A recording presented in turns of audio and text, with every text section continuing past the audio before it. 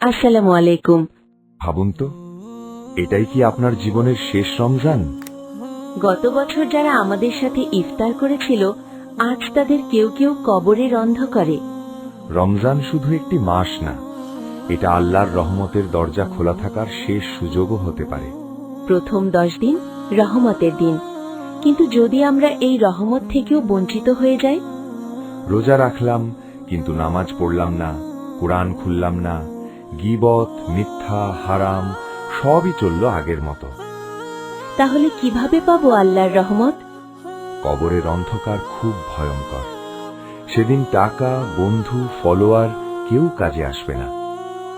শুধু নামাজ, শুধু কোরআন, শুধু দোয়া, শুধু ভালো কাজই হবে আমাদের সঙ্গী।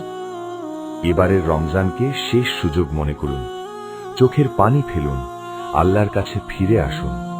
কারণ হয়তো আগামী রমজান আমরা আর পাবো না। আল্লাহ আমাদের সবাইকে হেদায়েত দান করুন। আমিন। আমিন।